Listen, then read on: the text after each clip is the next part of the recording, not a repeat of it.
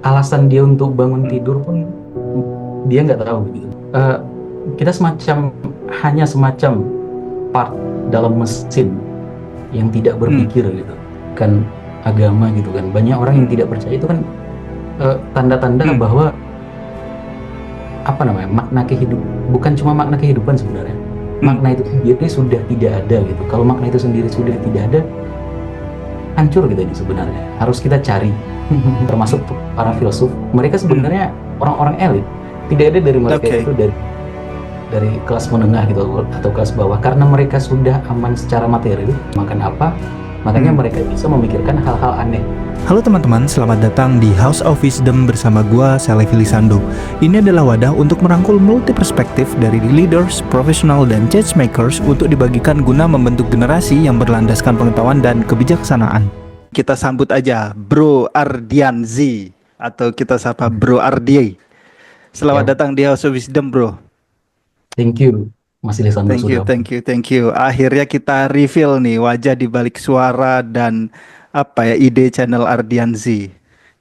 Tapi BTW aku suka banget bro dengerin konten-konten Bro Ardian, khususnya kalau lagi kerja, kemudian lagi pulang kerja itu aku sempet dengerin, dan ternyata umurnya masih muda sekali.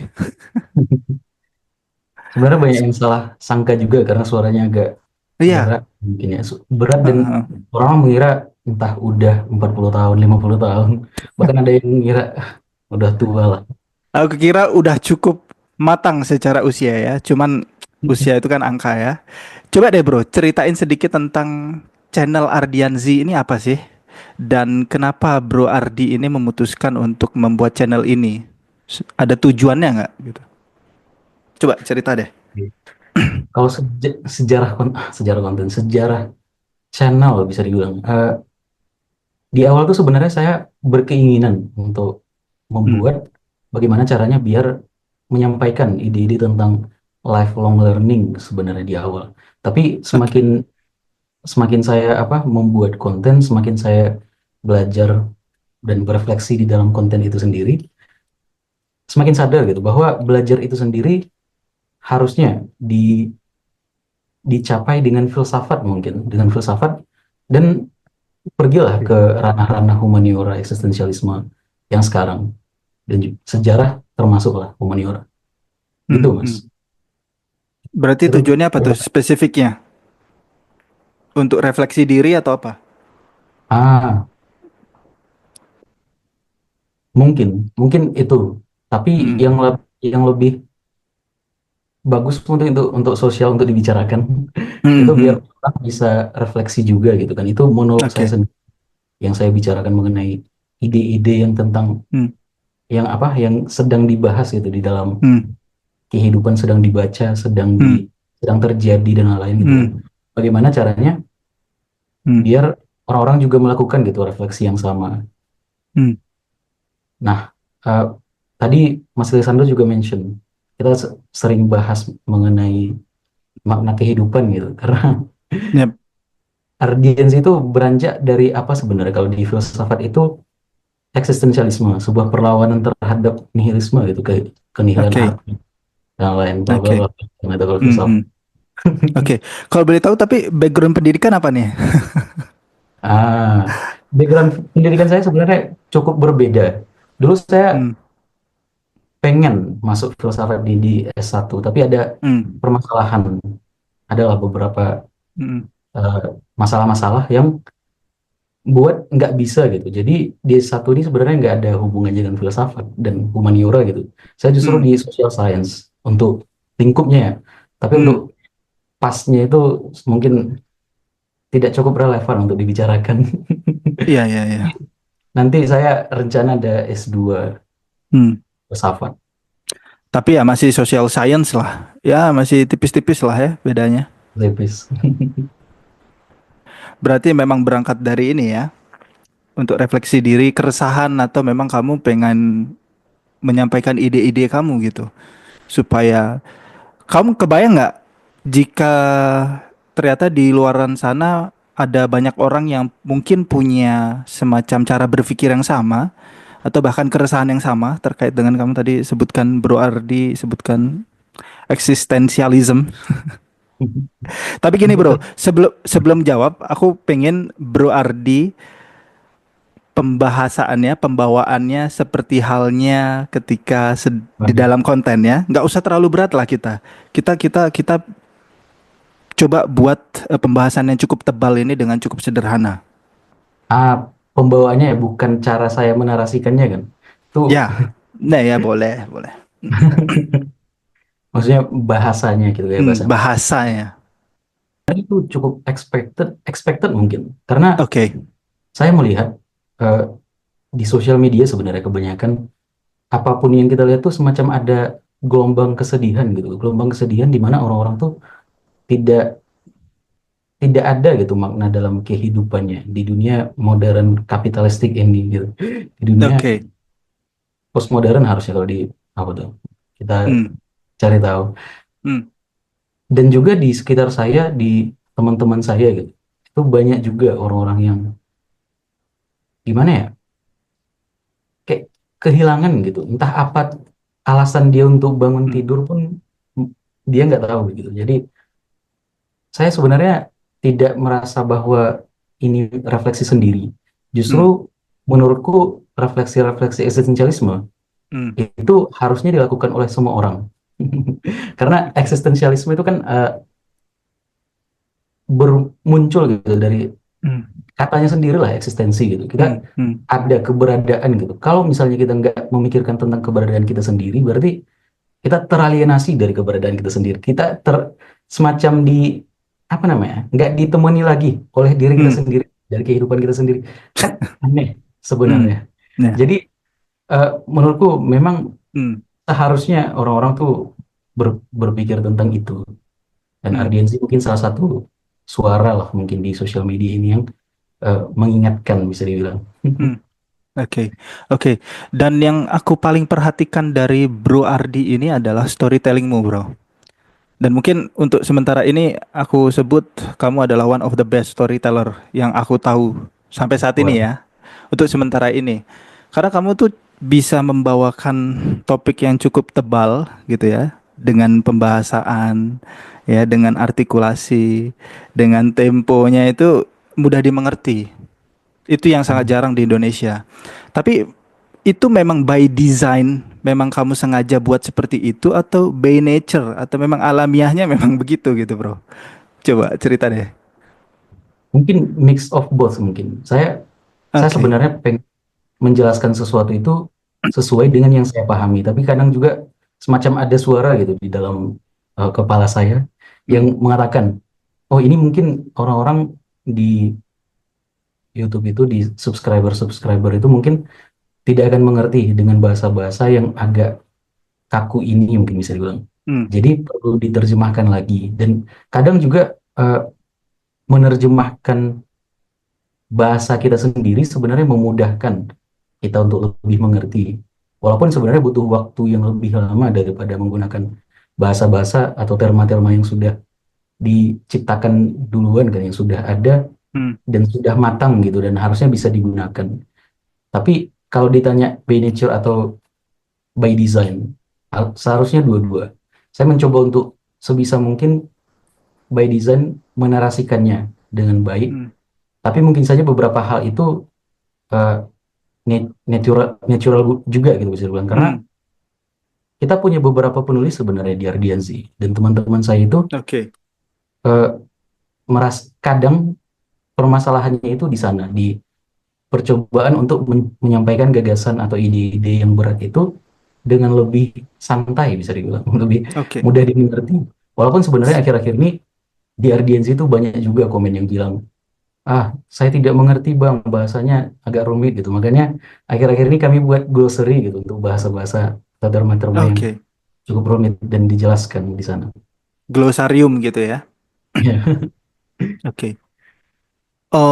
Banyak yang menyebut bahwa untuk bermain dalam algoritma platform sosial media itu kan kita nggak boleh egosentris ya, tapi audiens sentris gitu. Tapi aku lihat justru Bro Ardi ini memulai ini karena kamu sendiri yang ingin ya, dan bukan karena kamu melihat oh oke, ada pasarnya nih terkait dengan topik ini gitu, dan kamu kemarin kebayang nggak sih kalau ternyata channel Ardianzi ini bakal sebesar ini gitu? Kebayang, kayaknya enggak. Aku mikir mungkin tok paling tinggi itu 100.000 mungkin. Tapi Hmm. mengingat dari yang tadi juga ada semacam ekspektasi gitu loh, Mas Hmm. Lisa, bahwa ini pasti muncul gitu. Soalnya eh, permasalahan-permasalahan eksistensialisme yang tadi itu sebenarnya timeless, timeless dalam artian semua orang dari ratusan ribu tahun yang lalu, ribuan tahun yang lalu itu merasakan hal yang sama gitu, dan ini nggak selesai sampai sekarang. Dan mungkin itu akan menjadi apa namanya, pergolakan kita juga, Hmm. pertempuran kita juga nanti sampai di masa depan, dan nggak akan selesai kayaknya. Hmm. Hmm. Hmm. Oke, berarti Jadi memang ya ya. Berarti manusia ya memang nature-nya begitu ya. Dan ini akan menjadi apa? Menjadi problematika bersama umat manusia seperti itu sampai mungkin dalam 1000 tahun 2000 tahun ke depan mungkin ya. mungkin agak tragedi sebenarnya, tapi Oke. permasalahan-permasalahan itu kan sudah ada dari 2500 tahun yang lalu gitu. Salah satu contohnya di timur, di India, Hmm. Buddha, dia Siddhartha Gautama Oke. eh, keluar dari kerajaannya, dari bentengnya itu sudah mulai mempertanyakan. Dia melihat tiga bayangan kan kalau nggak salah, tiga penampakan, bukan bayangan, Hmm. sorry. Itu orang sakit, orang meninggal, dan juga orang tua, orang meninggal, dan satu Hmm. lagi yang keempat itu orang bijak. Hmm. Itu pergolakan di situ sebenarnya tentang tubuh dan jiwa gitu. Hmm. Tubuh manusia yang memakan dirinya sendiri. Kalau manusia itu mas, dan jiwa kita yang terasa kayak abadi gitu, abadi kekal dan lain. Kalau manusia masih memiliki tubuh dan jiwa, kayak permasalahan-permasalahan eksistensial ini akan terus muncul.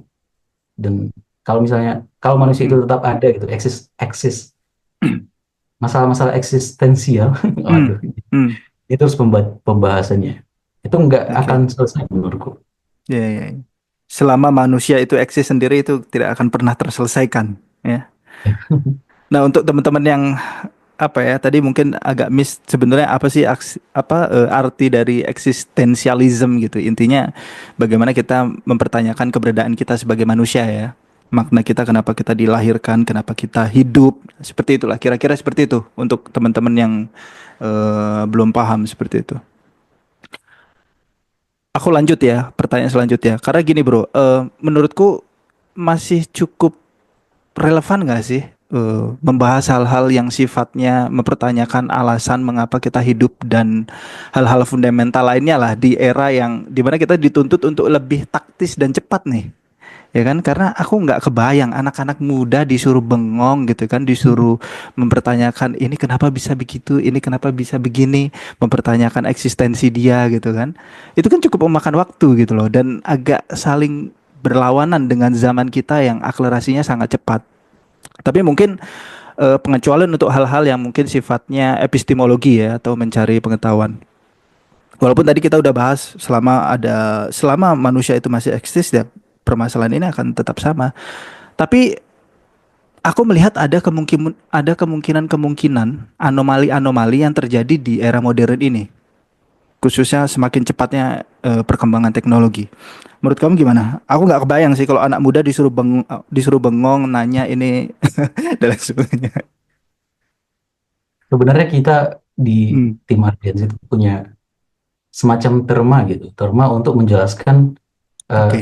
modern day ini, dunia modern ini, di Nah, mana kita sebenarnya teralienasi dari eksistensi kita, yang tadi yang ku jelaskan sebenarnya. hmm, Alienasi dari eksistensi itu berarti kita tidak mempedulikan lagi apa yang berarti bagi, setidaknya subjektif terhadap diri kita sendiri gitu. Kalau kita tidak memikirkan itu dan terus-menerus mengejar entah apapun itu di dunia modern ini, jadinya eh, kita hanya semacam part dalam mesin yang tidak hmm, berpikir gitu, berpikir dan tidak mengadakan keadaannya, tidak oke. menghidupi kehidupannya gitu kalau bahasa Hmm, sederhananya.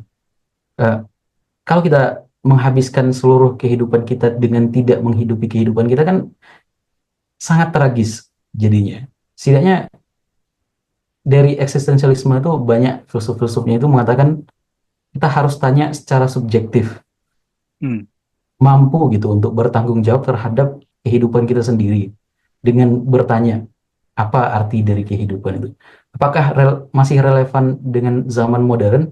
Hmm. Iya, memang nggak jadi relevan dia karena banyaknya kecepatan Hmm. dan lain di teknologi ini sebenarnya. Hmm. Tapi itu justru jadi ironi karena membuat Hmm. manusia itu menjadi part dalam sistem data dalam statistik, tidak ada nilai atau apapun lah Hmm. narasi-narasi mengenai kehidupannya yang membuat kehidupan itu dia rasa setidaknya gitu secara subjektif berarti. Sebenarnya perlu untuk direfleksikan menurutku. Ya, Dan ya, ya. eh, dan juga sebaliknya juga harusnya terjadi. Justru ketika zaman modern ini muncul, informasi itu lebih banyak kita dapatkan. Dan ketika informasi itu lebih banyak kita dapatkan, Hmm. decision, kan eksistensialisme sebenarnya berdasar pada eh, pilihan apa yang kita lakukan dalam keseharian kita gitu. Itu Hmm. harusnya menjadikan atau merefleksikan arti dari kehidupan kita sendiri. Hmm. Kalau kita melakukan sesuatu dengan memilih tindakan sesuatu itu dengan inform gitu, inform yang berarti punya informasi-informasi yang membackup itu harusnya Hmm. lebih bagus dia, lebih Hmm. banyak datanya kan eh, Hmm. apa yang kita dapatkan gitu, apa yang kita Hmm.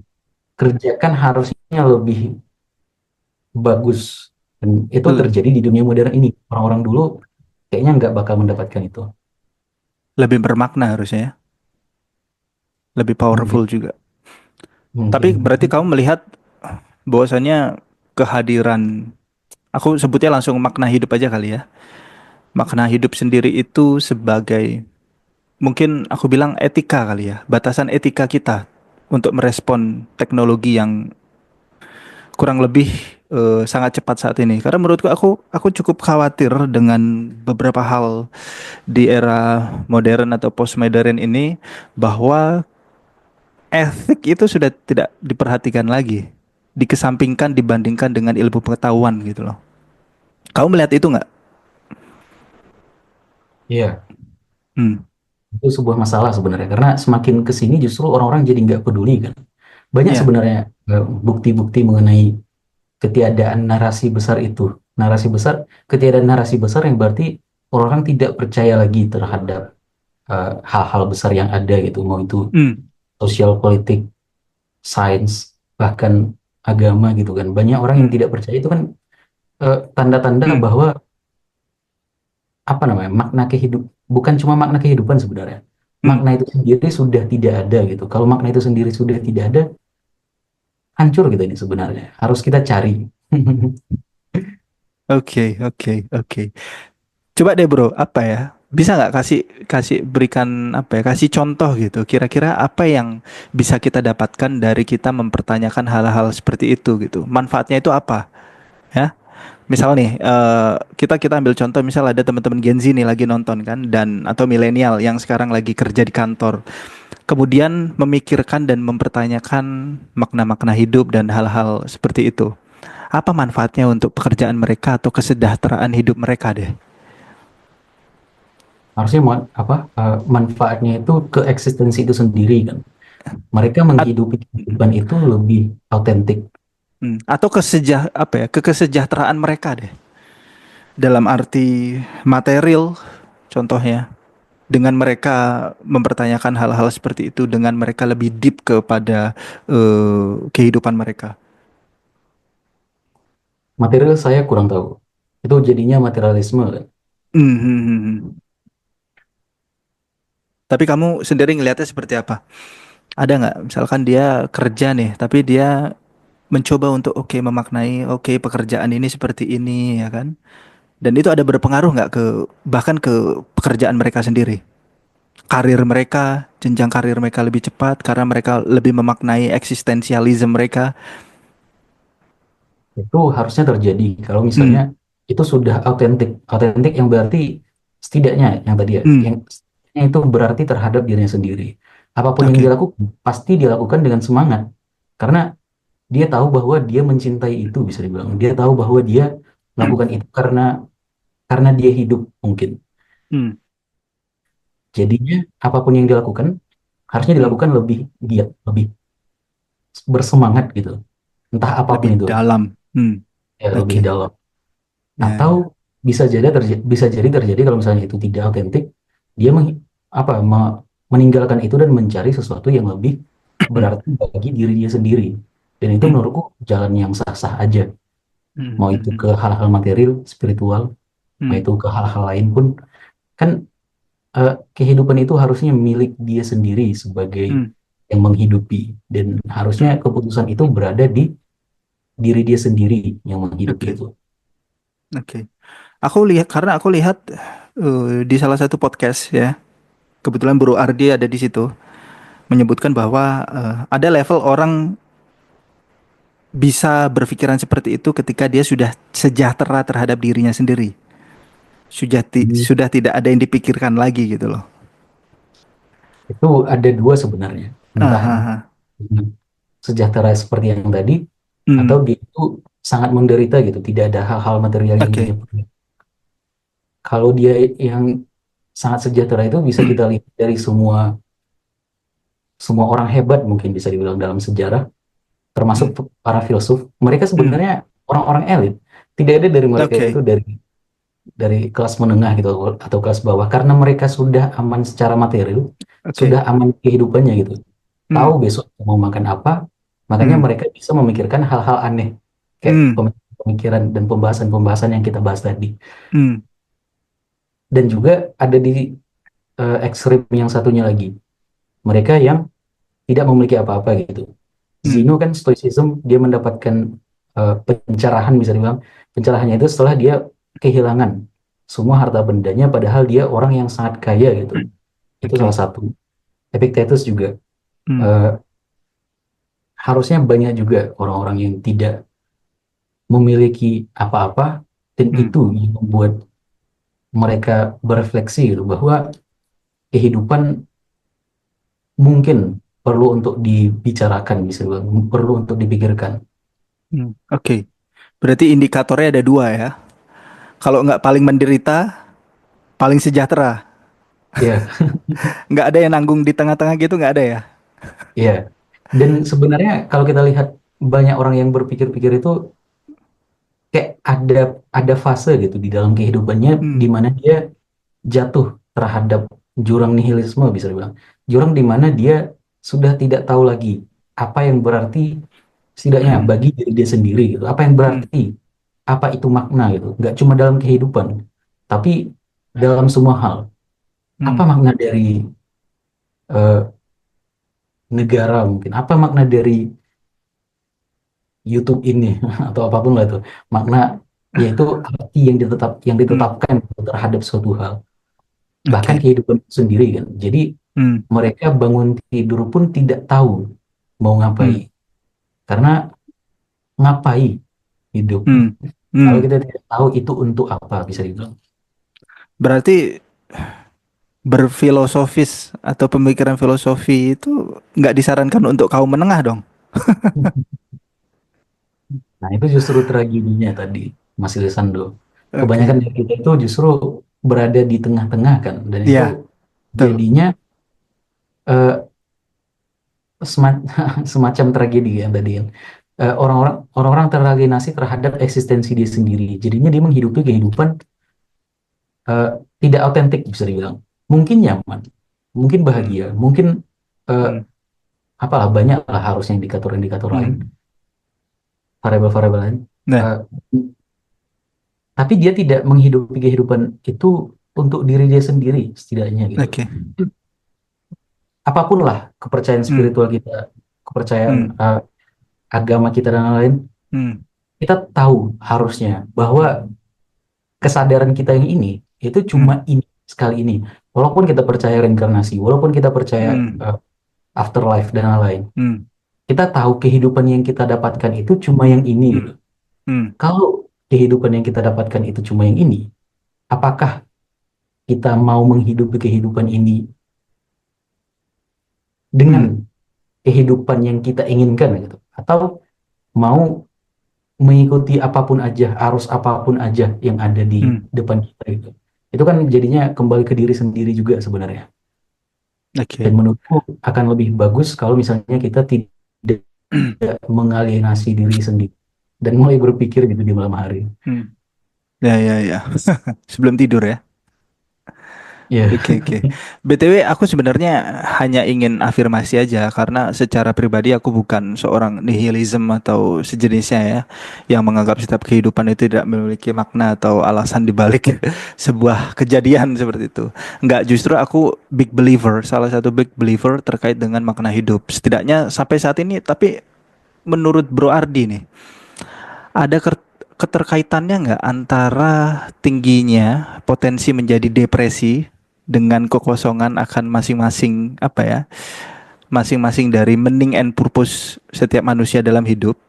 Karena secara data saja, kalau asal kita tahu ya, ada sekitar 15 juta lebih anak muda kita saat ini ya, di Indonesia itu mengidap depresi loh.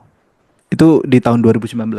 Ada nggak keterkaitannya antara potensi menjadi depresi dengan ketidakhadirannya meaning and purpose dalam hidup mereka gitu?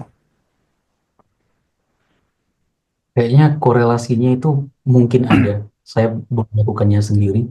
Studinya Mhm. mungkin perlu untuk dilakukan. Mhm. Mungkin Menurutmu ada wajar? korelasinya. Tapi Mhm. kausasinya tidak jelas harusnya. Mhm. Eh, karena itu menjelaskan kan bagaimana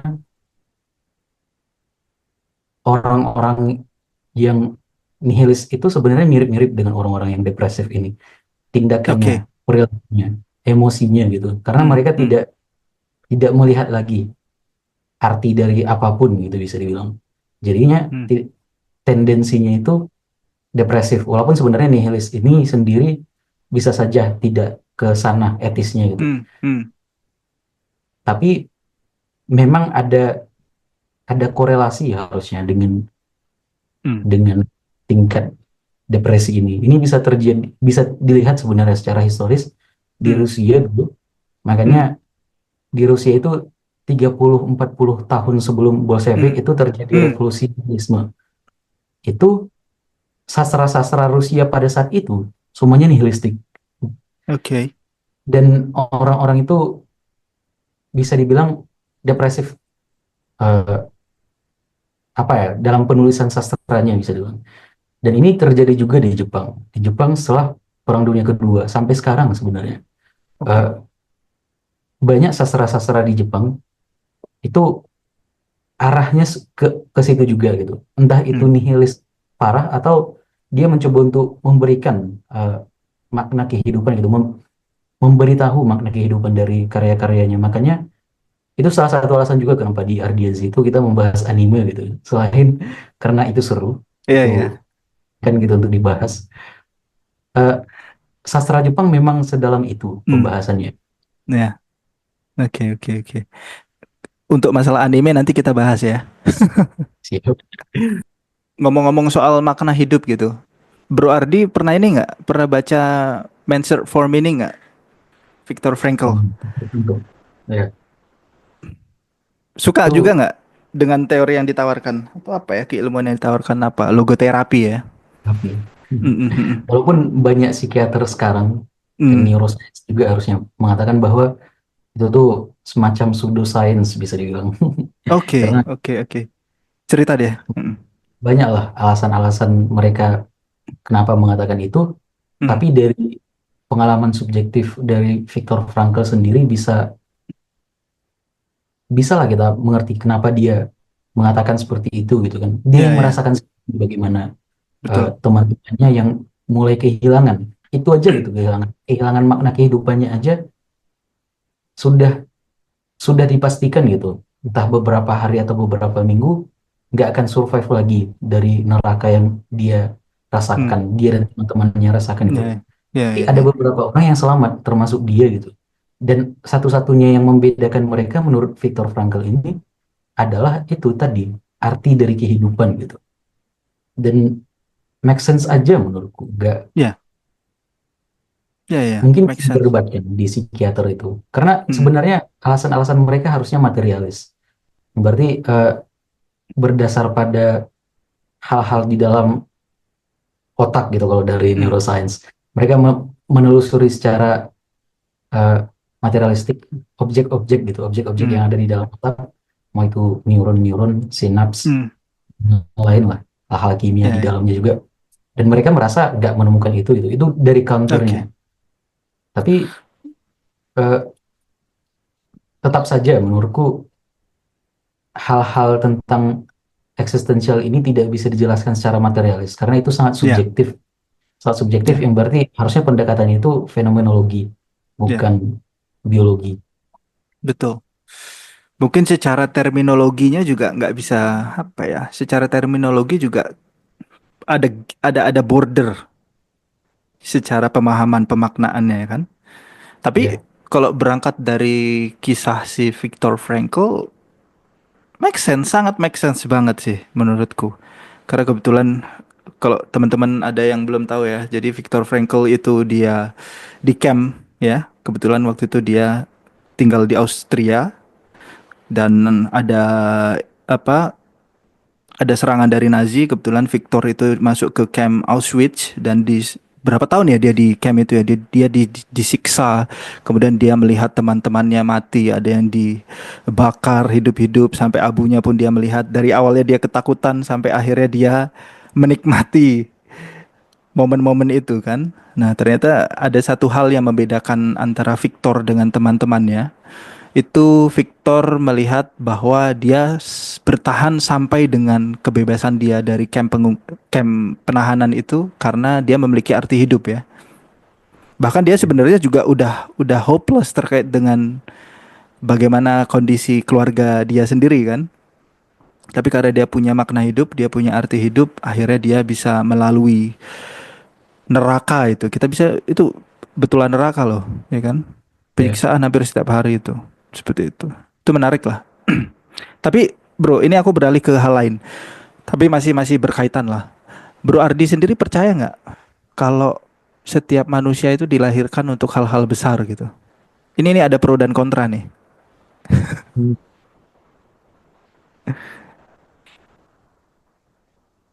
Tuh ada di lupa saya ada terma Yunaninya kalau nggak salah. Hmm, Itu saya kurang tahu. Tapi hmm.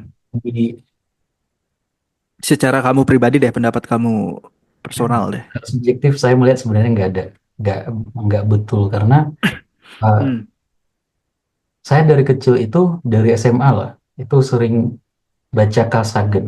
Carl Sagan dalam oke.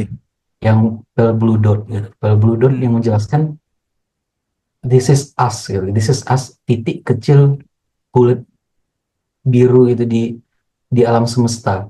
Disitulah kita menangis, disitulah kita tertawa dan lain-lain gitu. hmm, Eh, kita itu cuma titik kecil di alam semesta yang sangat luas dan mungkin tidak terbatas.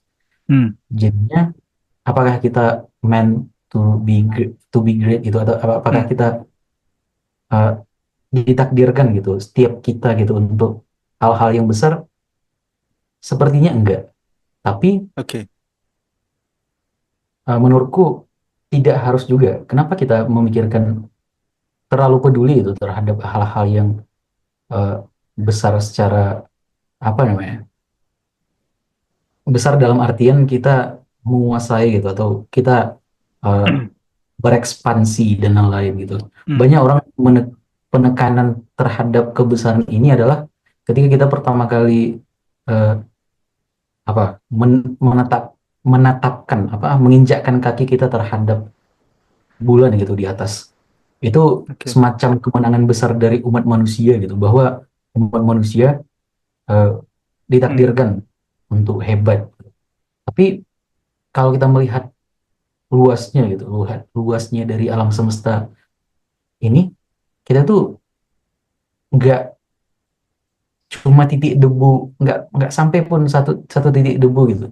lebih kecil dibandingkan dengan gurun yang sangat besar ini. Hmm. Dan itu menurutku nggak masalah. Kita harusnya eh, tetap bisa mendapatkan arti dari kekecilan kita sendiri, bisa dibilang. Karena siapa yang bilang bahwa kebesaran itu adalah hal yang sebenarnya harus dicapai, bisa dibilang. Hmm. Bisa saja kehidupan kita itu memang hanya untuk menghabiskan waktu untuk makan, Hmm. bekerja, Hmm. dan lain-lain, tidur, mengulanginya lagi Hmm. besoknya. Tapi dalam selang-seling itu mungkin atau dalam keseluruhannya, kalau misalnya kita mengartikannya, memberikannya arti bisa dibilang, Hmm. kita bisa saja merasa bahwa itu tuh lebih hebat, lebih berarti gitu daripada hal-hal hebat yang diketahui orang secara konvensional gitu. Hmm.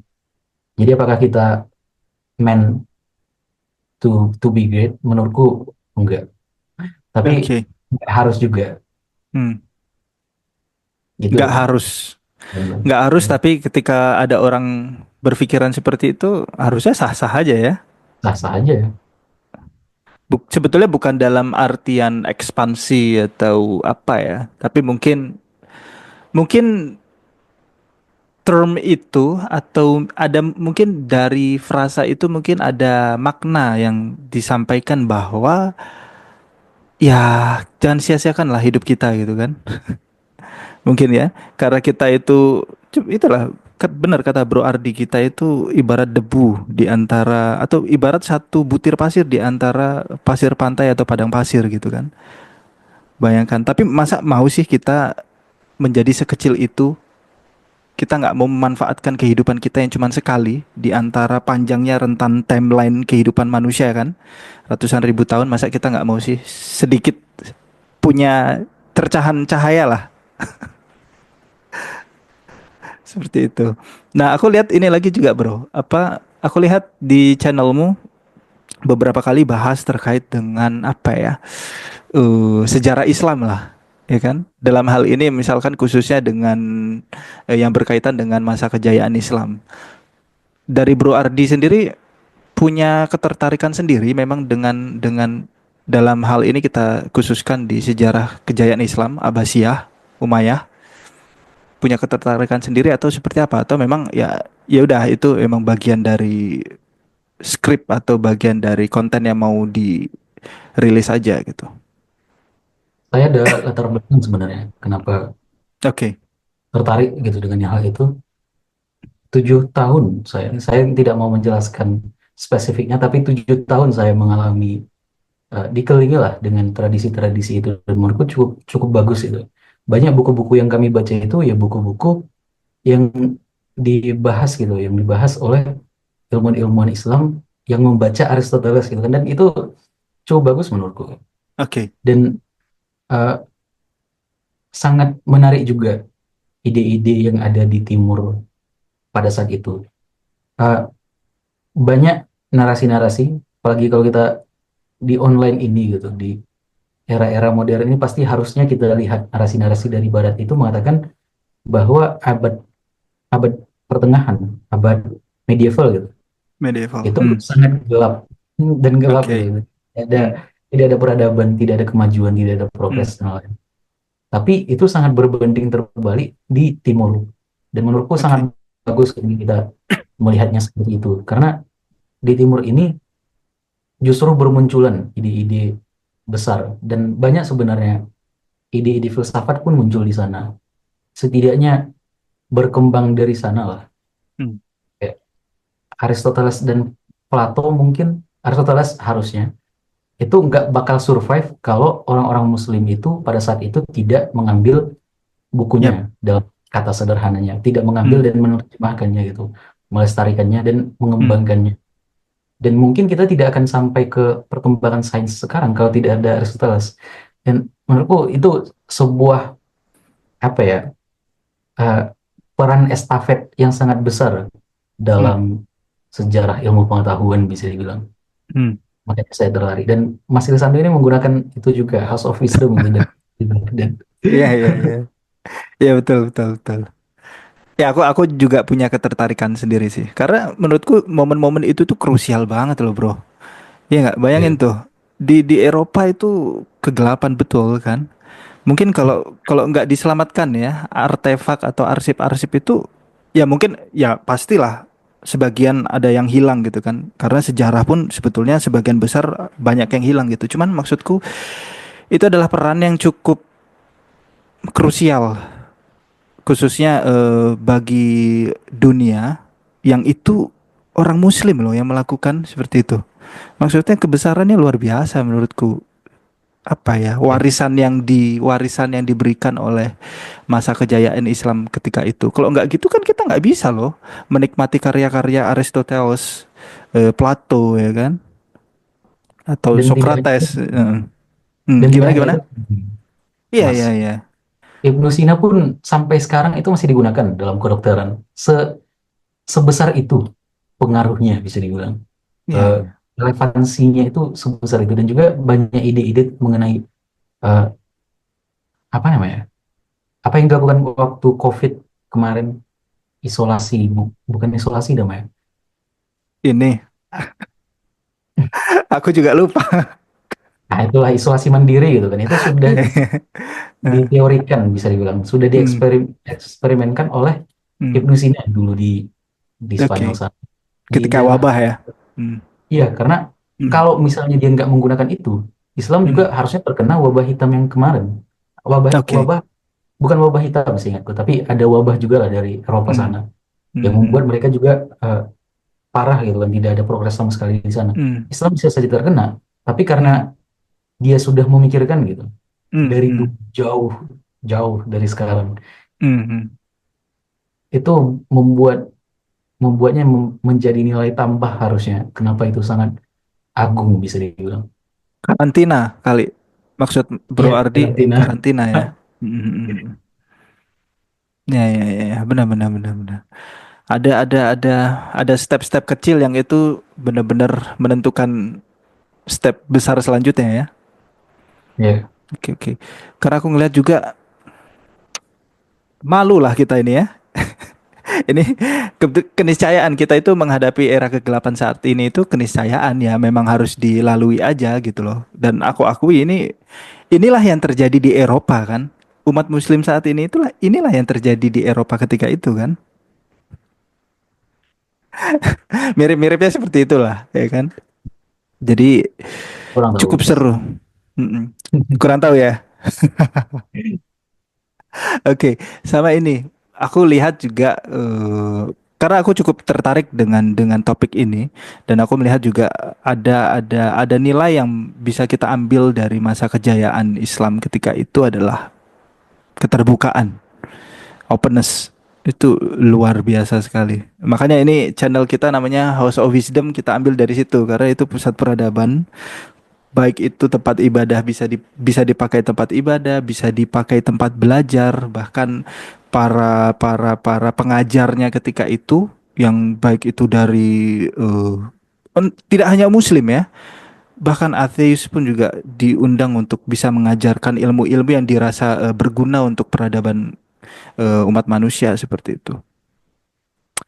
Kalau Bahkan perempuan, misalkan gimana bro? bahkan perempuan gitu. Padahal di masa itu harusnya di seluruh dunia perempuan itu Hmm, masih didiskriminasi kalau nggak salah. Kan eh, oke. gerakan-gerakan tentang pengangkatan gender mungkin bisa dibilang atau feminisme itu baru Hmm, muncul di 1900-an kan. Eh, ya. dan itu sudah terjadi sebenarnya di peradaban Islam jauh sebelum itu dan itu sangat bagus menurutku. Hmm, Ide-ide tentang mengatakan bahwa Islam itu eh, mendiskriminasi itu hmm, sangat aneh karena ilmuwan-ilmuwan perempuan pun ada di House of Wisdom. hmm. Ya, ya, ya, betul, betul, betul, betul. Tapi kamu juga percaya nggak kejatuhan Abbasiyah dan terkhususnya dengan terbakarnya House of Wisdom atau Baitul Hikmah itu ada peran apa bisa kita sebut ya Al-Ghazali melalui tulisan-tulisannya. Abad al-Falasifah. Ah, Iya kan itu sangat ke- cukup mm-mm. cukup kontroversial sebenarnya dengan mengatakan itu, dan biasanya itu munculnya dari narasi-narasi Barat gitu. Oh Tapi gitu. Oke. ya, yang mengatakan bahwa tahafut al-falasifah itu menghancurkan, itu munculnya dari sana karena mengatakan kayak semacam mendaun gitu, meredupkan api-api eh, pengejaran filsafat itu sendiri gitu. Orang-orang Hmm. jadinya fokus ke mistisismenya, Hmm. mistisismenya atau spiritualitasnya sendiri aja, atau Hmm. lebih ke fikih gitu, ke hal-hal yang Hmm. eh, apa namanya, pengabdian, Iya. bukan ke pencari tahuan mengenai Hmm. kebenaran ini gitu bisa dibilang. Pasrah Aku gitu ya.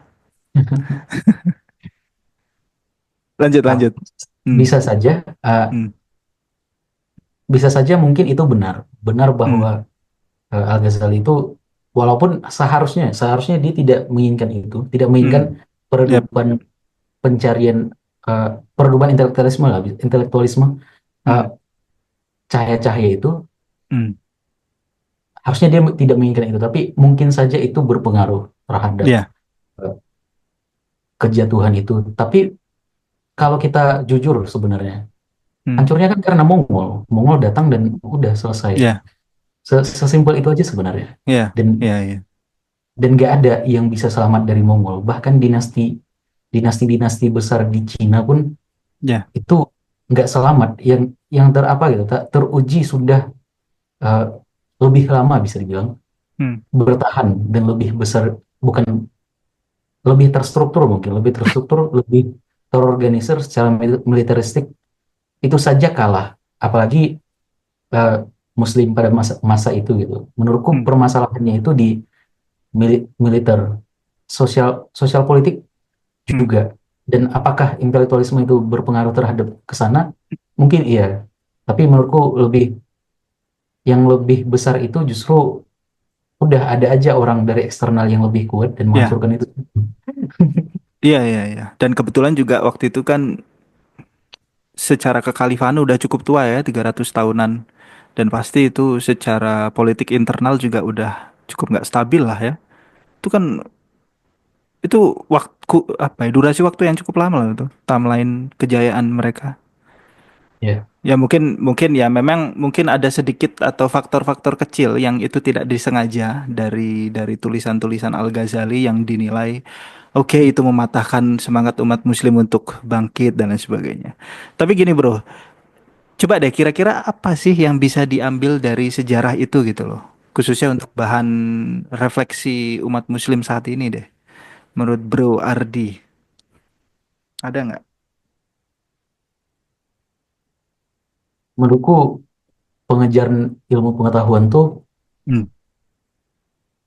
harusnya tetap kita lakukan. Mau itu eh, mereka pengejarannya epistemik kan, dan dengan Ya. tujuan kebenaran itu sendiri gitu.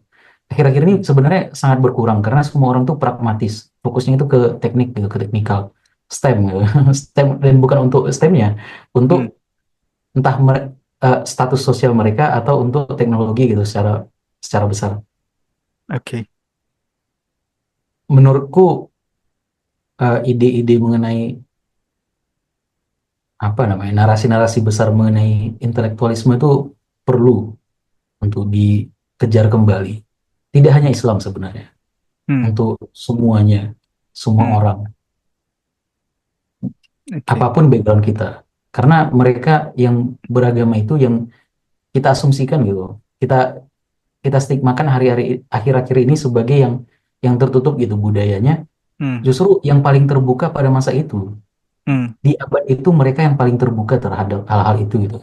Ya. Eh, Masa tulisan-tulisan Yunani dengan aksara-aksara anehnya gitu kan, dan Hmm. pembahasan-pembahasan aneh dari Aristoteles tuh dimaknai oleh orang Islam sebenarnya cukup cukup eh, counterintuitif bisa dibilang, kayak apa yang terjadi dengan eh, kita ini gitu kan. Tapi Hmm. sangat bagus, keterbukaannya itu menurutku sangat bagus, dan itu harusnya menjadi semangat juga terhadap kita itu Hmm. untuk mulai eh, mendalami sesuatu, Hmm. bukan karena hal-hal, karena perbedaan kita jadi tidak serius terhadap itu, tapi justru karena perbedaan itu kita jadi lebih serius terhadap itu harusnya. Hmm. karena memperluas setidaknya gitu, setidaknya memperluas horizon yang kita miliki dan Oke. harusnya bisa membuat decision-decision itu yang lebih terinform dan Hmm. mungkin saja yang Hmm. dibilang Mas Sando tadi itu memberikan semacam kehebatan gitu, entah setidaknya untuk diri kita sendiri atau Hmm. untuk orang banyak, baiknya untuk orang banyak. Hmm. Oke. Gitu menurutku Mas. Kuperhatikan Bro Ardi cukup berhati-hati untuk masalah ini. Ya dimaklumi lah. Nah, aku Betul mau lah nanya itu. nih, kita beralih ke anime deh yang seru-seruan deh sebelum kita tutup. Gini bro, di antara konten-konten Bro Ardi itu kan, kenapa anime bisa disandingkan dengan misalkan pemikiran dari Seneca, kemudian sejarah jatuhnya Uni Soviet dan lain sebagainya? Emang sekrusial itu kah? Atau semeaningful itu kah anime sampai bisa disejar-jarkan dengan konten-konten Bro Ardi yang mungkin lebih bukan fiksi ya? Kalau anime kan fiksi kan. Kenapa? Kenapa? Apa yang didapat dari anime? Khususnya ini. Dalam hal ini aku mau fokus ke ini deh. Anime yang aku tonton juga deh. Vinland Saga dan Attack on Titan deh. Kenapa? Kenapa? Layakkah mereka ini kisah fiktif mereka ini disandingkan dengan pemikiran-pemikiran besar atau bahkan momen-momen besar sejarah Sangat real? layak Layak ya, ya? Oke, ceritakan. sangat layak gitu. Soalnya eh, Vinland Saga dan Attack on Titan secara partikular atau yang lainnya secara Hmm, keseluruhan anime dalam apa sastra Jepang menurutku sangat sangat besar dia.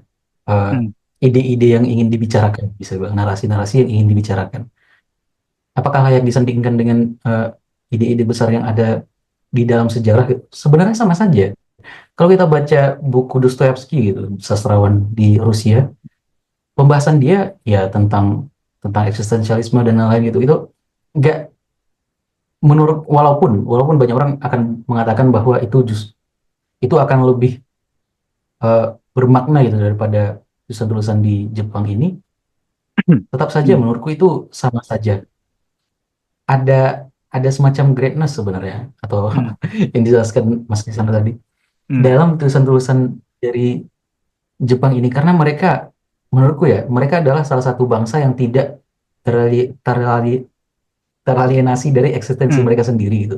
Mereka Oke. sadar bahwa yang mereka mereka lakukan itu adalah untuk eksistensi mereka sendiri, untuk arti dari itu adalah semacam arti dari kehidupan mereka sendiri bisa dibilang. Dan kita bisa mengerti apa yang ada di dalam pikiran Hajime Isayama Hmm, dalam menulis Attack on Titan gitu. hmm. Atau Vinland Saga, siapa ya autornya lupa saya. Ya, ya. Tapi itulah autor dari Vinland Saga, Sensei Hmm, itu. Kita bisa mengerti apa yang ada di dalam pikirannya melalui karya-karya itu. Dan karya-karya itu sebenarnya sangat besar. Attack on Titan itu membahas mengenai eh, siklus kebencian, mengenai eh, arti kehidupan pun. hmm, Tentang, ada salah satu scene dari Kenny di season 3 kalau nggak salah di akhir, ketika hmm, dia bertemu sama Levi, pas di Scarab, dia mengatakan bahwa kita semua itu sebenarnya drunk, eh, mabuk gitu, mabuk terhadap hmm, sesuatu. hmm, Mau itu wanita, mau itu kekayaan, mau itu tahta, hmm, mau itu apalagi ya yang dibilang banyak hal kekuatan gitu seperti dia banyak hal yang mendorong manusia itu untuk tetap hidup gitu yang membuat mereka tetap eh, mabuk dalam kehidupan itu karena tanpa itu mereka nggak bakal hidup itu dijelaskan di dalam anime yang apa kayak konotasinya tuh kayak anime adalah untuk anak-anak gitu. Itu hal seberat itu dijelaskan di anime Attack on Titan. Satu scene, hmm, itu baru satu scene. Belum kita bahas semua scene yang menurutku hmm, sangat mendalam tiap tiap dia menjelaskan narasi-narasinya. Dan di Vinland Saga juga.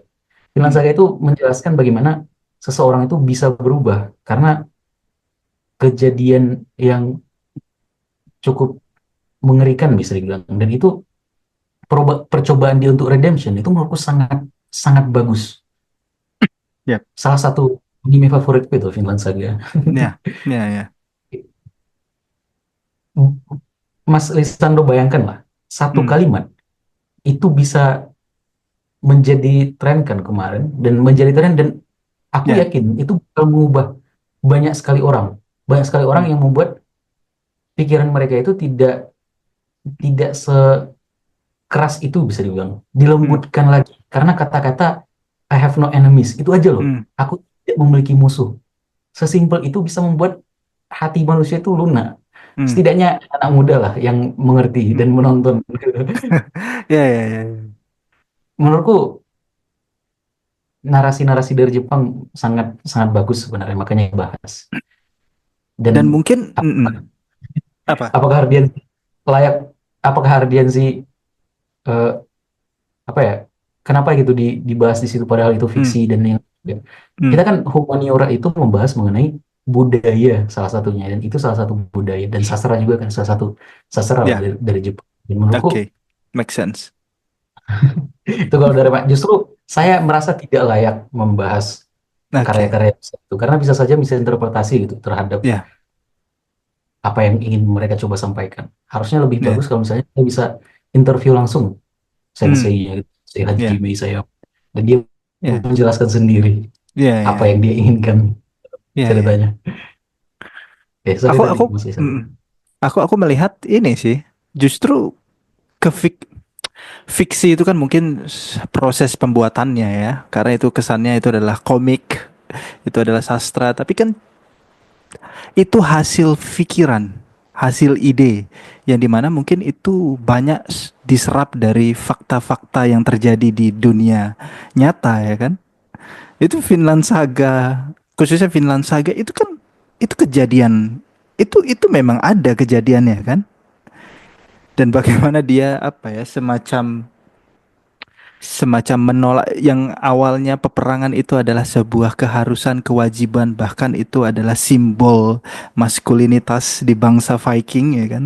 Tapi di Vinland Saga diceritakan bahwa ada salah satu Viking terkuat itu menolak untuk melakukan kekerasan lagi. Dan itu dia nyatakan itu di depan bangsa Viking yang terkenal brutal, ganas dan lain sebagainya ya kan. Itu cukup mind blowing kalau misalkan kalau kalau kita perhatikan secara betul kan. Dan itu tadi kata-kata yang paling aku ingat, I have no enemies. Itu setelah aku nonton itu, kebetulan aku nonton animenya. Setelah aku nonton itu, euforianya itu terbawa. Ya walaupun nggak cukup lama lah. Ya mungkin 3 bulan, 5 bulan itu ke bawah loh. Euforia aku memaknai makna apa kata-kata itu. Bahkan aku melihat orang, oke, kamu bukan musuh aku, jadi aku nggak ada alasan untuk membenci kamu kan. Kita aja baru Nah, kan itu yang ada di apa ya? Ada momen Thorfinn itu berbicara, kenapa aku harus eh, bertengkar atau berkelahi atau memukul kamu, padahal kita baru bertemu saat ini ya kan? Padahal kita baru, jadi aku nggak punya alasan untuk membuatmu menjadi musuhku kan. Kemudian Attack on Titan, aku juga melihat banyak nilai-nilai yang perlu kita ambil bahwa kita itu cenderung ketika kita tidak tahu, kita tuh cenderung jadi ketidaktahuan itu membawa kebencian juga sih. Ketidaktahuan itu membuat kita itu cukup tidak kooperatif melihat sesuatu kan. Jadi kita Bro Ardi juga lihat kan kisah Attack on Titan dia di dalam tembok gitu dan dia melihat Titan ada di luar sana ternyata juga sama-sama bangsa manusia. Ternyata rasnya juga sama kan. Ya, ya, ya. Itulah menurutku itu sebuah hal yang cukup menarik dan ternyata Ardianzi bahas di channelnya. Thank you. aduh, Oke, sama-sama. oke. Ya, ya, ya, ya. Sama ini deh. Oh, aku mau nanya. Ini mungkin kita akan beralih, hampir selesai lah kita sesi ini. Dalam proses pembuatan konten, aku bilang tebal lah ya, atau cukup berat di channel Ardianzi ini. Kira-kira pelajaran apa yang paling mengubah cara pandang terhadap kehidupan dari Bro Ardi. Atau dengan banyaknya informasi ini, justru Bro Ardi ini malah kebingungan. Karena ada yang banyak orang yang berpendapat bahwa knowledge is a burden. Pengetahuan itu adalah beban. Tapi Bro Ada Ardi diagramnya itu. ada ya. Coba Diagram silakan. ya, ketika kita mengetahui segini, mengetahui Hmm, kecil ya segini, dan oke. yang tidak kita ketahui itu cuma dikit aja. Karena yang kita Oke. ketahui itu pun dikit. Tapi yang tidak kita sadari ketika kita Hmm, mengetahui lebih banyak, yang hmm, tidak kita ketahui pun lebih banyak. hmm. Oke. Makanya jadi semacam tragedi memang ketika kita semacam paradoks gitu, paradoks pengetahuan. Ketika kita belajar justru baru kita tahu bahwa kita itu tidak tahu. Itu perkataan dari Socrates. Ya. Menurutku sangat bagus. Hmm, Dan apa ya? Apakah harusnya iya setiap saya menulis gitu, menulis hmm, tentang apapun itu sebenarnya harus belajar dulu kan, harus belajar dulu, harus riset dulu dan lain-lain. Kayak sebenarnya dalam setiap penulisan itu ada semacam refleksi gitu, hmm, yang membuat diri juga sadar. hmm, Ada banyak hal loh yang kita tidak tahu dan hmm, seperti yang tadi tragedi terbesar mungkin kita hmm, nggak bakal tahu gitu, nggak akan pernah tahu. hmm, Dan itu cukup kadang mengganggu, tapi kadang membuat eh, excited juga bisa dibilang. Karena eh, itu tragedi yang menurutku indah. Aku Oke. kurang tahu cara menjelaskannya bagaimana, tapi seperti itulah. Eh, Justru ketika kita terus-menerus merasakan ketidakenakan ini, Hmm, hmm, di hmm. situ justru serunya gitu. Itu dibahas Nietzsche sebenarnya. Jadi bahas Oke. Nietzsche gitu. Nietzsche bahas di tragedi dari apa? Ancient Greece. Banyak tragedi-tragedi mereka. Tragedi itu apa? Drama mereka yang tidak tidak seperti drama-drama sekarang lah. Drama Hmm, drama Yunani itu apa? Penuh dengan kengerian mungkin. hmm, Sesuai nama lah tragedi. hmm, Tapi hmm, di situ Nietzsche bilang eh, justru di dalam tragedi itu sendiri ada estetika gitu. Dan hmm, dalam tragedi itu dia semacam menemukan pola, ada apa? Apollo dan juga Dionysus. Kalau kita coba kaitkan gitu dengan percobaan untuk menulis konten dan menyebarkannya, itu ada pengetahuan dan ketidaktahuan yang terus-menerus bertambah gitu dengan kita terus melakukan ini. Dan itu tragedi memang, hmm. tapi itu ada estetikanya sendiri. Oke. Gitu lah kurang lebih Mas Trisando. Ada seninya ya. Ya, benar. Oke, oke. Aku ini mungkin ini apa ya, semacam ini appreciate lah untuk Bro Ardi dengan usianya yang masih muda, tapi bisa punya aku ya cukup inilah, ini anomali lah aku lihat ya, setidaknya. Coba dengan cara berpikir seperti ini mulai dari usia berapa coba kan? Memberikan pupuk atau apa ya? Kan harus disiram, ditanamkan pupuk itu kan butuh waktu yang lama gitu loh. Dan sedangkan ternyata sekarang usianya belum 25 lagi. Masih di bawah 25. Nah gini, sama aku mau fokus ke satu hal yang di awal udah aku mention ya, terkait dengan narasi. Karena menurutku kemampuan untuk bisa menarasikan sesuatu itu mahal ya, dan gak semua orang itu bisa, khususnya orang Indonesia. Apalagi untuk hal-hal yang perlu ditranslasi sedemikian rupa agar mudah dipahami gitu loh. Nah, dengan kemampuanmu itu untuk menarasikan sesuatu, kira-kira dari channel Ardianzi ini ada tujuan besar nggak sih yang lagi dicoba untuk dikejar gitu, khususnya mungkin dalam hal keindonesiaan deh. Kira-kira ada peran yang mungkin akan ditawarkan nggak untuk bantu pemuda atau pemudi Indonesia, khususnya untuk menyambut 2045 ini deh. Waduh, sebuah Hmm, hal yang besar itu. Sebuah ya, responsibility yang sangat ya. besar. Eh, dan saya kar ditanya. betul betul. Tapi karena subscriber Bro Ardi besar loh, itu tanggung jawab loh. Oke, silakan deh.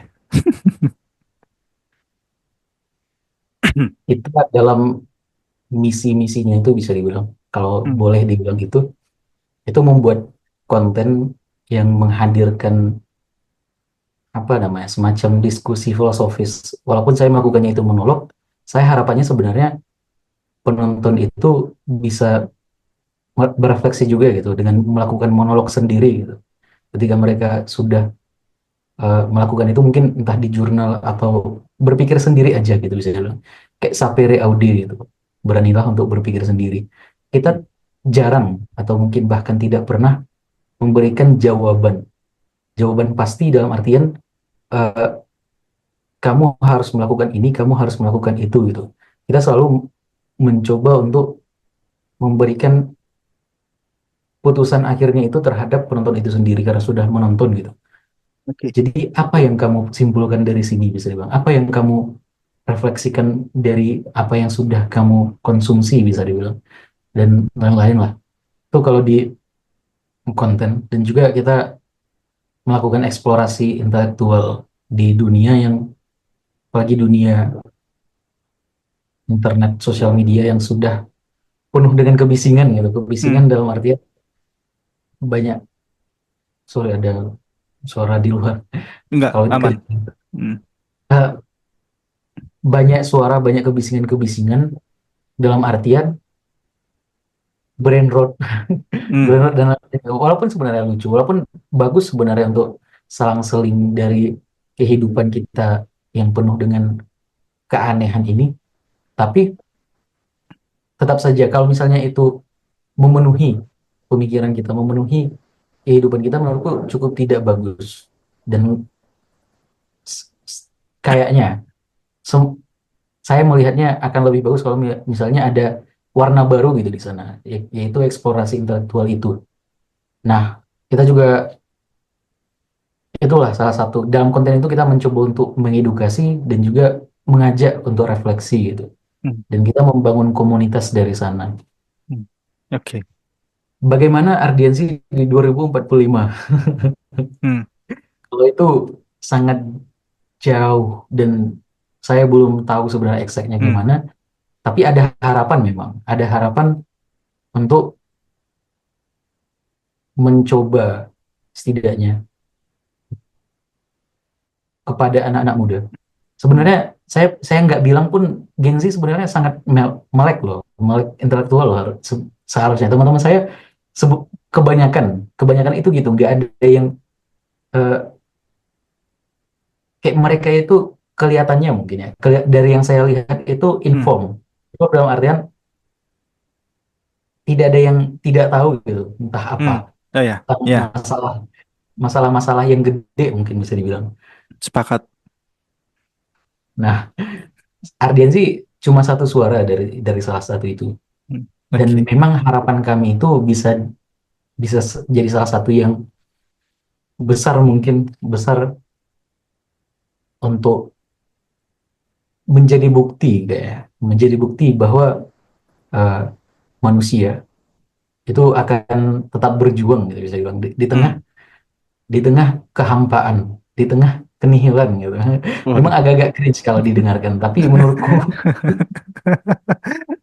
Ya, ya, ya, ya. menurutku itu cukup cukup mendalam karena itu salah satu alasan yang tetap membuat kami gitu, tetap membuat kami untuk tetap membuat konten. Hmm, Kalau misalnya kita bisa institusikan dan lain, hmm, kayaknya akan lebih bagus. 2045 masih masih lama, masih hmm, ada 20 tahun lagi. hmm, Kalau bisa kita seriuskan, kenapa tidak? Sekarang hmm, sebenarnya kita lagi mengeksplorasi itu. Kita sedang tulis buku yang lebih serius hmm. dan Oke, juga buku yang tidak serius. oke. Hmm, Yang tidak serius dalam artian yang tadi, ada yang fiksi, ada yang non fiksi kan kita buat. hmm, Dan non fiksi ini sebisa mungkin mematuhi apa namanya standar-standar dalam akademik. Jadi kita coba untuk reposisi bahwa Ardiansi itu juga serius loh dalam hal ini, dalam hal membangun atau menyebarkan edukasi itu gitu. Hmm, Itu oke, oke. masih ada. Mantap.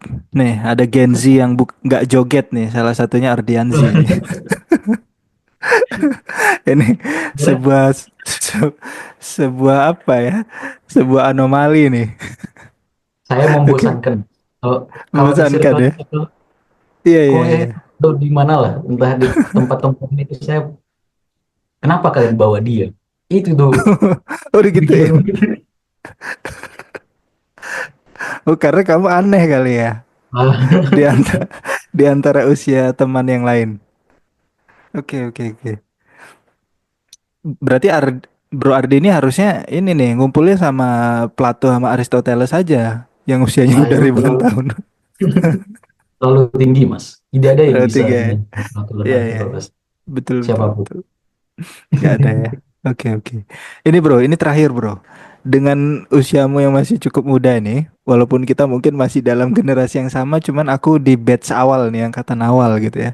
Coba deh, ada pesan nggak sih untuk para Gen Z ini? Gen Z ke bawah artinya, atau milenial ke bawah deh. Milenial, Gen Z, habis Gen Z apa? Alpha atau Ya, apa? Hmm. alfa, beta, Mm-mm. Yang mungkin mereka tidak memiliki cara berpikir seperti Bro Ardi sih, dan hanya selalu memikirkan hasil dan result ya, sesuai dengan tuntutan zaman gitu, ketimbang memaknai setiap kehidupan. Silakan, ini sekaligus closing statement. Hati-hati, berat ini. ini mewakili seluruh milenial, Gen Z, Gen Alpha, Gen Ah, Beta ini. waduh, apa yang bisa aku sampaikan ya? Natural aja, alamiah aja. Apa yang mau disampaikan? Pertama, jangan terlalu mendengarkan orang karena dia bicara di internet dan lain. Semuanya harus Oke, dikembalikan kepada diri sendiri. Karena itu oke. Sapere Aude katakan, dia bilang, berpikirlah terhadap diri sendiri, dewasalah, menjadi dewasalah sebenarnya kalau di Jermannya. Hmm. Dan itu juga bergema di filsuf-filsuf eksistensialis. Terutama salah satu yang saya geluti mungkin bisa dibilang, Hmm. Nietzsche bilang, eh, carilah atau bentuklah, berkreasilah Oke. dalam menentukan makna sendiri. Buatlah apa namanya, kehendak dari kehidupan itu untuk mengada gitu. Bahasanya sangat Hmm. aneh ini. Hidupilah kehidupan dengan seada-adanya. Oke. Maknai kehidupan kan. Terus Hmm. hidupilah kehidupan yang bermakna. Jangan mau menghidupi Hmm. menghidupi kehidupan yang tidak, kita sendiri itu tidak mau menghidupinya. Hmm. Tidak, kita sendiri secara subjektif tidak merasa itu berarti itu. Carilah arti dari kehidupan sendiri dan Oke. hidupilah kehidupan itu dengan autentik. Kalau Nietzsche itu bilangnya der Wille zur Macht katanya. Oke. Eh, the will to power. Itu kalau kalau diterjemahkan memang agak-agak gimana karena kehendak untuk kekuasaan gitu kalau diterjemahkan. Tapi sebenarnya Hmm. yang mau dia sampaikan adalah kita harus bisa eh, mengartikan kehidupan kita sendiri, bereksistensi bisa dibilang. Sama seperti eh, Himal gitu dengan kebaikannya, sama dengan Vinland Saga dengan tidak ada Hmm. musuhnya, Hmm. Thorfinn, sama dengan siapa lagi ya? Naruto mungkin dengan Hmm. eh, apa dia ya? Rasa persahabatannya dan lain gitu. Semua nilai-nilai besar yang mereka pegang Hmm. itu membuat kehidupan mereka itu lebih bermakna. Dan menurutku itu sangat indah. Jadi untuk teman-teman yang mendengar gitu, jangan dengarkan saya itu pertama. Yang kedua, mungkin boleh direfleksikan Hmm. Oke. apa yang membuat hidup kita itu bermakna setidaknya bagi diri kita sendiri. Kalau bisa Oke. lebih besar sosial, politik, dan lain. Hmm. Tapi seharusnya kita tidak membebani orang lain untuk apa? kamu harus berkontribusi terhadap Hmm, ini, terhadap ini, hmm, terhadap ini, gitu. hmm. Padahal dia sendiri pun tidak tahu Nah, dia ya, apakah ya. dia settle atau tidak. Iya. Oke, oke, oke, oke, Panjang oke. jadinya. Hmm. Nggak apa-apa lah. Semoga dapat dipahami dan ditangkap meaningnya ya. Ya, diartikan Oke, sendiri saja. oke. Terima kasih Bro Ardi udah mau datang ke House of Wisdom ini enlightener ketiga ini ya. Dan kebetulan nanti ke depan akan ada enlightener kita dan mungkin nanti Bro Ardi ini salah satu yang paling muda nih. Thank you, thank you, thank you. Semoga apa yang kamu sampaikan melalui platform ini bisa jadi cahaya lah. Gimana gimana? Dan Hmm, semoga percakapan kita ini bisa menjadi hmm, lilin kecil gitu, yang oke, menghidupkan lilin-lilin lainnya. Bukan berarti oke, kita cahaya yang besar, tapi cahaya yang hmm, kecil aja. Tapi itu oke. untuk menyadari orang-orang untuk menghidupkan cahaya kecil-kecil mereka sendiri. Betul. Sepakat, Ya. sepakat, sepakat aku. Thank you Bu Ardi. Sampai bertemu lagi di lain waktu.